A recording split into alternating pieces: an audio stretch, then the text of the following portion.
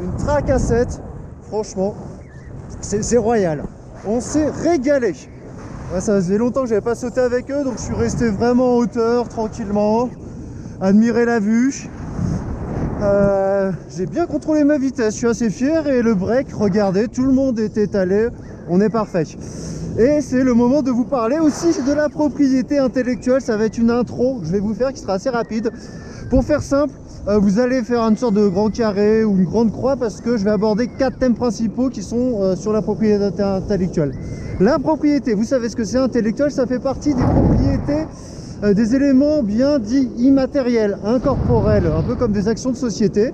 Et figurez-vous que les idées aussi sont des biens et qu'à ce titre, ils peuvent être protégés.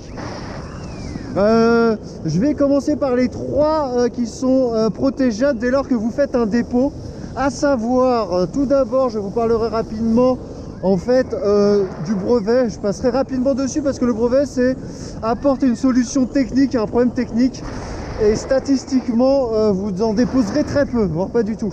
En revanche, d'essai modèle, dès que vous faites quelque chose qui est à la fois original et nouveau, là vous pouvez déposer. Ça va être pour que ce soit design, objet, forme, etc.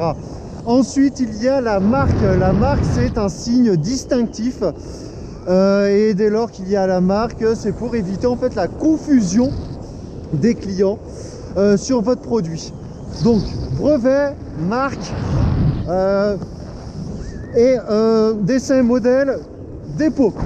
Ensuite, il y aura un dernier qui ne nécessite pas de dépôt, qu'on appelle tout simplement le droit d'auteur. Le droit d'auteur a cette particularité, c'est qu'il existe de soi-même dès lors que vous remplissez les conditions.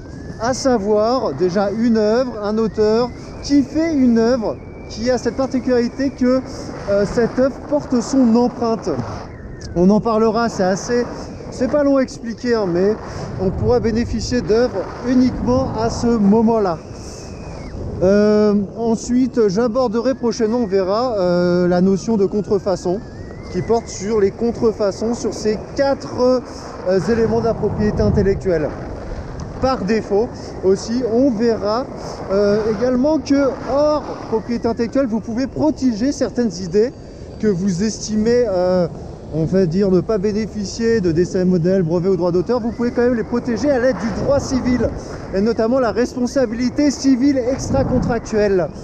Et c'est ce qu'on appelle en fait la concurrence déloyale ou le parasitisme, dès lors que quelqu'un s'approprie vos idées, quand bien même elles ne sont pas protégeables dans la propriété intellectuelle. Et je crois que j'ai terminé. Hop là, magnifique posé. Voilà, c'est tout pour aujourd'hui. Propriété immatérielle, propriété intellectuelle. Regardez ces 4 éléments. Je vous mets un lien vers le site de l'INPI de toute façon. Allez, beau saut, au revoir.